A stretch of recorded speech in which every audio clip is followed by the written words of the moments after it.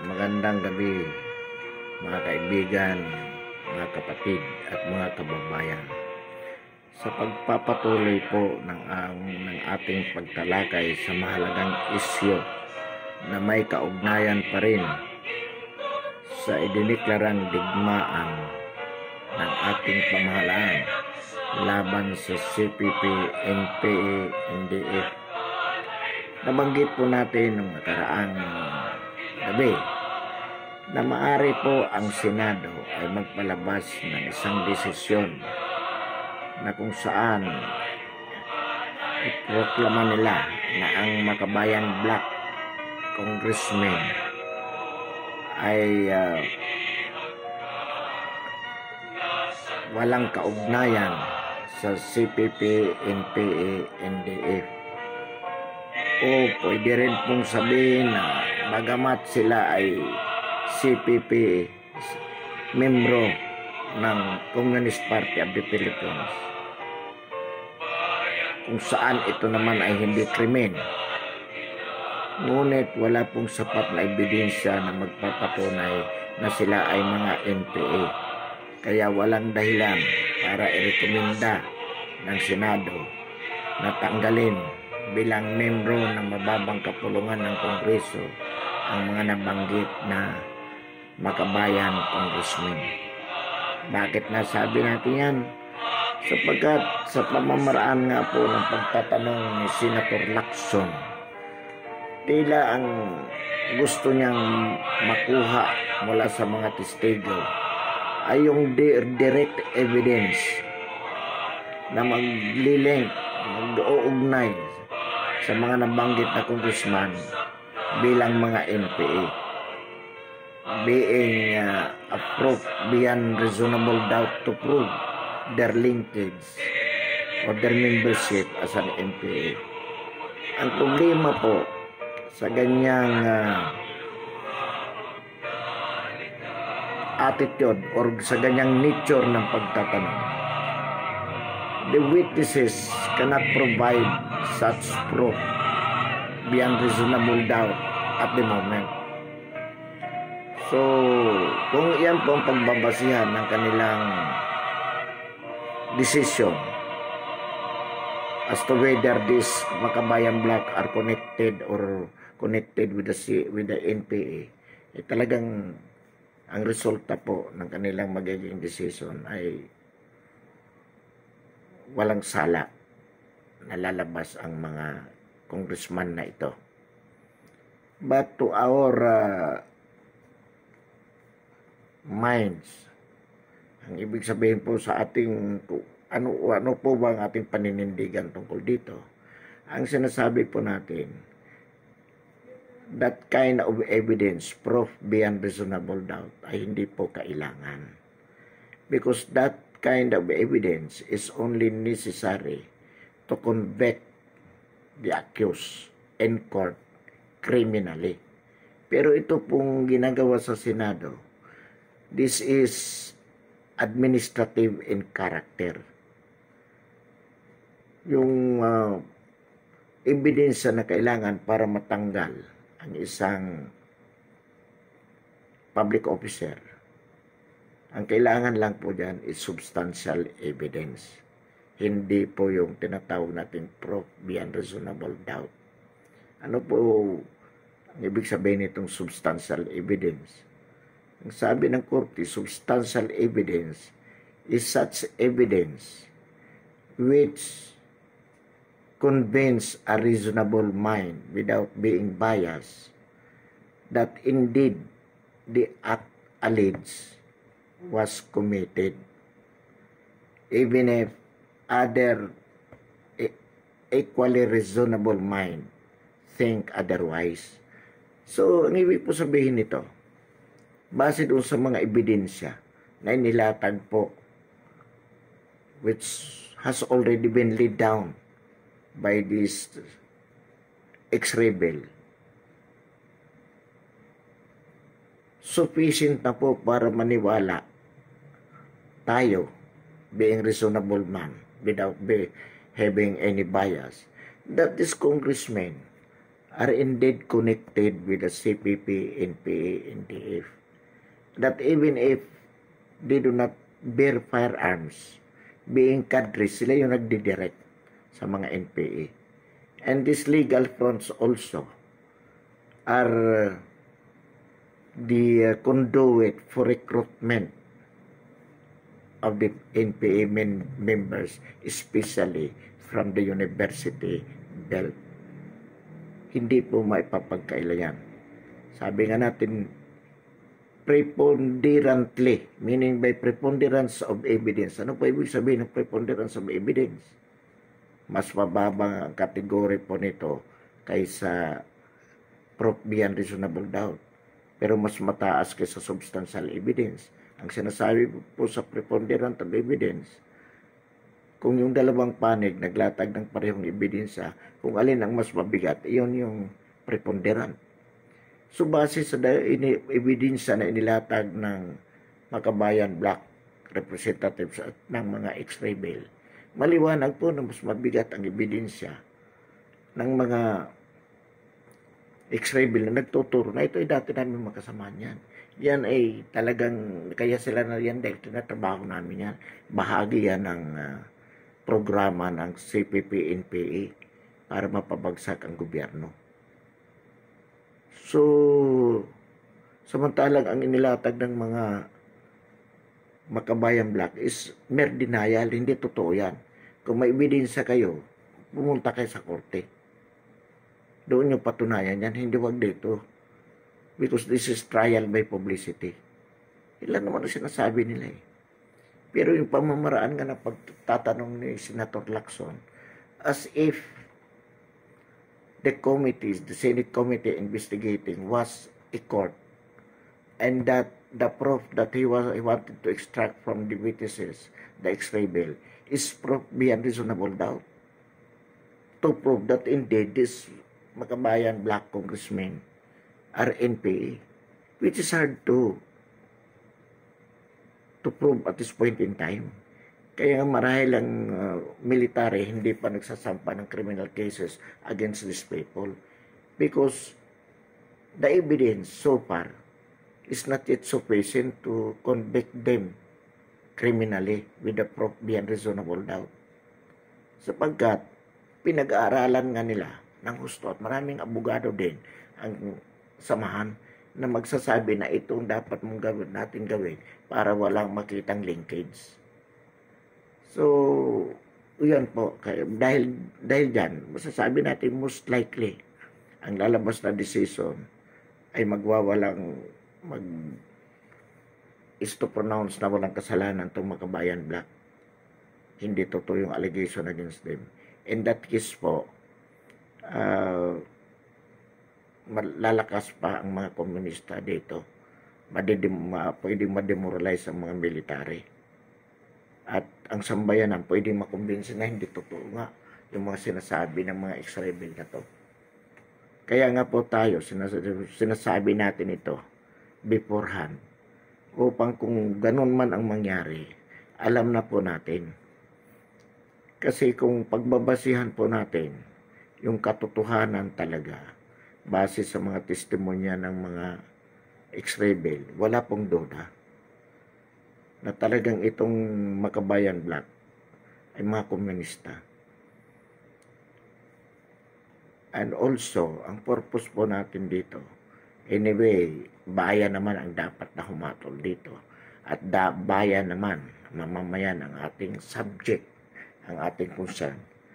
So, ginagawa po natin ito to inform the citizenry to stay away from this legal front organization, especially the students. Huwag po tayong maniwala sa kanilang mga propaganda. Mga magulang, sabihan po natin ang ating mga anak. Huwag maniwala sa mga propaganda. Ano ba naman ang propaganda po ng mga ito? Basic lang naman. Anong sinasabi nila? Itong kahirapan na ito, dulot ito ng walang kwentang gobyerno na kontrolado ng mga kapitalista. At kung gusto nating makaangat sa buhay, gumanda buhay natin, sumali tayo dito sa samahan. Wala kang katarungan dito, makakamit mo ang katarungan pag sumama ka sa amin. Di ka makapag-aral, makakapag-aral ka kung sumama ka sa amin. Sapagkat matitik over natin ang gobyerno, tayo na mamamahala, lahat ng kailangan natin may provide na. Pero pagdating mo doon sa bundok, yung katarungan na hinahanap mo dito, o yung kawalang katarungan na naranasan mo dito, masigit pa pala doon. Yung kahirapan na gusto mong iwasan dito, masigit pa doon sa bundok. Yung sinasabi mong paglilingkod sa bayan, kabaliktaran. Sapagkat pag NPA ka na, ang kababayan mong mahirap na sinasabi mong paglilingkuran mo, yon mismo ang pinagnanakawan ng mga NPA.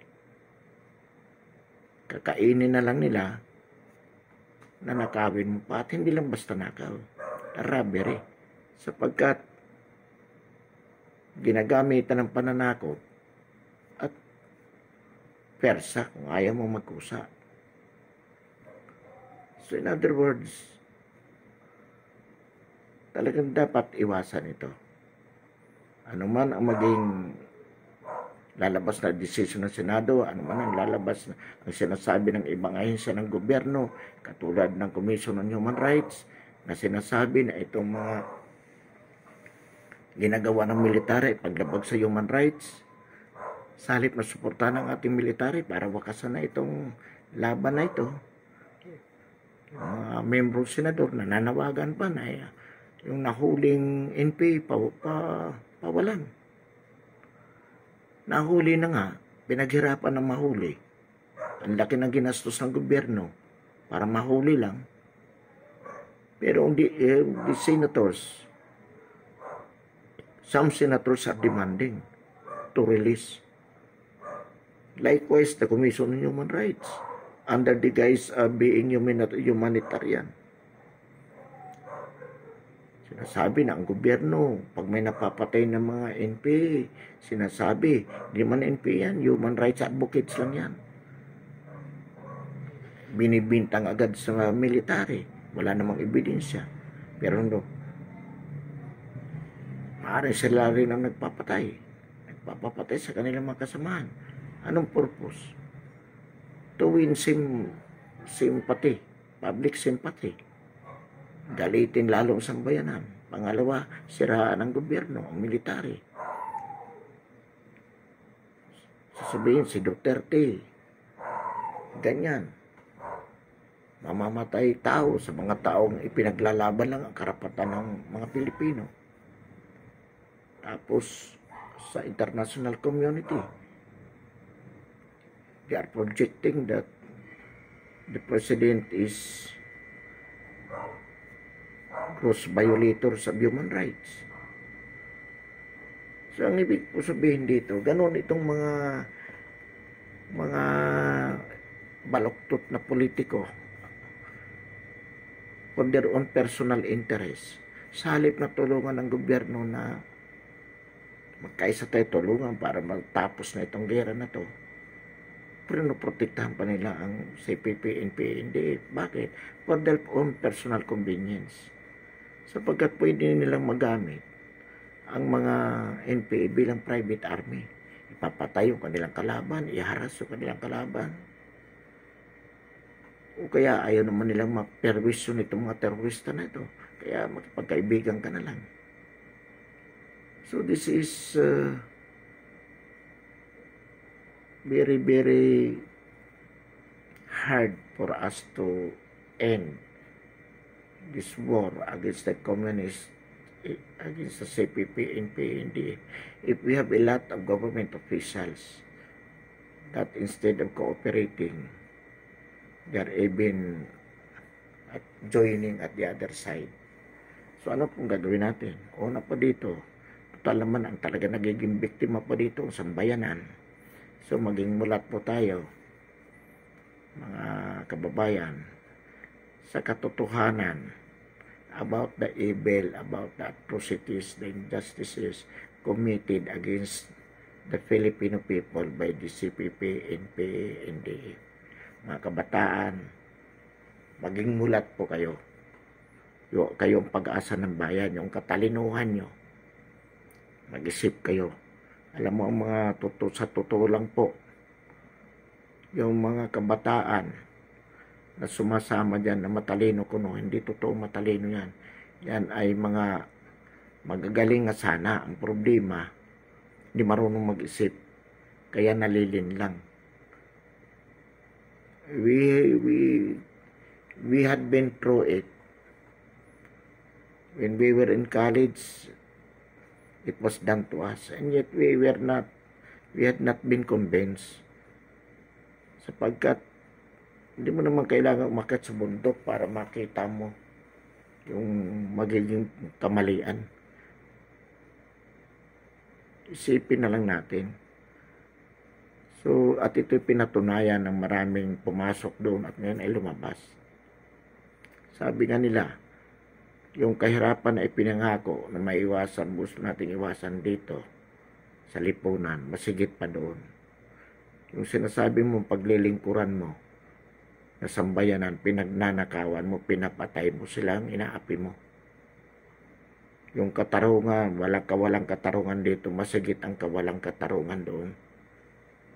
Sinasabi mo, pinagtatanggal mo karapatan, katarungan, mga kababaihan. Pero pagdating doon, sino ba ginagahasa? Sino ba nang gagahasa? Kasamahan din nila. So in other words, kaya ginagawa po natin itong patuloy na vlog para so that we can share, we can contribute to share with these informations, to inform a lot of people. Mapalad nga po tayo, maswerte tayo ngayon, mayroon na tayong Facebook, mayroon na tayong YouTube na magpapahatid ng mahalagang informasyon. Sapagkat alam naman natin yung mainstream media, hindi ito binabalita dahil na rin sa nakikisama rin sila o dahil natatakot din sa mga teroristang ito na pwede silang patayin, pwede pasambugin yung kanilang mga facilities. Pero kung hayaan po naman natin to, saan patungo ang bayan natin? Wala pong mangyayari. So, bago mahuli po ang lahat, sabayan natin ang ginagawa ng Pangulo na bakasan ito. Yung effort ng military. Kaya nga po, Secretary Anyo, gumalaw kayo. Utusan lahat ang mga local chief executives. Dapat po naglalagay ng mga tarpaulin sa Kapitolyo, sa City Hall, sa Municipal Hall, sa mga Barangay Hall, na ang CPP, NP, NDF ay persona non grata bilang mga terorista at i-report sa pinakamadaling sa kinaukulan yung presensya ng NPA sa kanilang mga barangay at itong mga legal front. Kaya yan nandoon sa mga barangay, nagre-recruit yan o kaya talagang mga NPA yan ang gumagala doon upang i-report. Sapagkat without doing this, hindi po magtatagumpay yung ating gera laban sa CPP, NPA, NDF.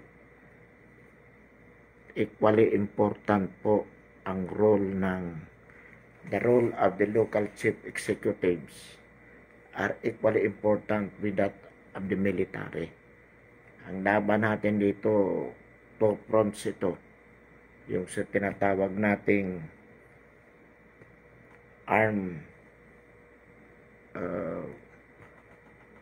actual fighting with the military and police, and at the same time civic aspect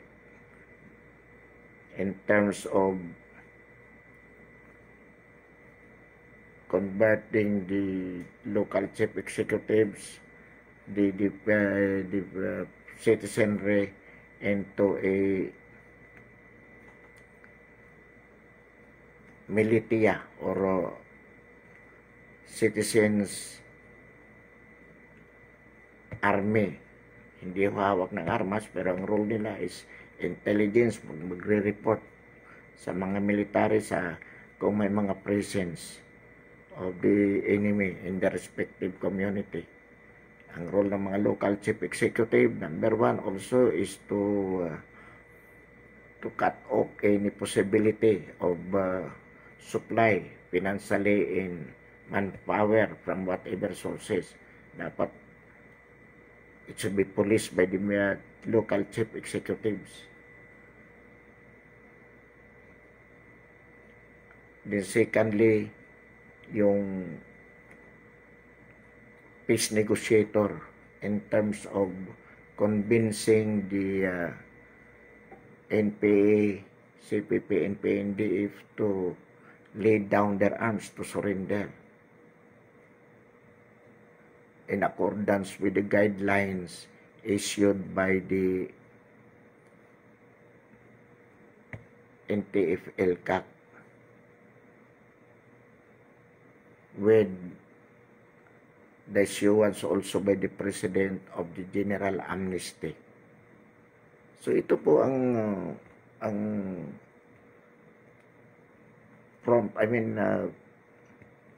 this should be the kind of strategies that we have to resort to.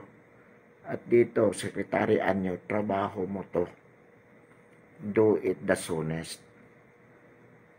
Utilize this ex-rebel to hold seminars for the local chief executives, especially the barangay officials. Hindi lang barangay captain, barangay officials ang dapat involved. Dapat bigyan sila ng tamang orientasyon how to handle the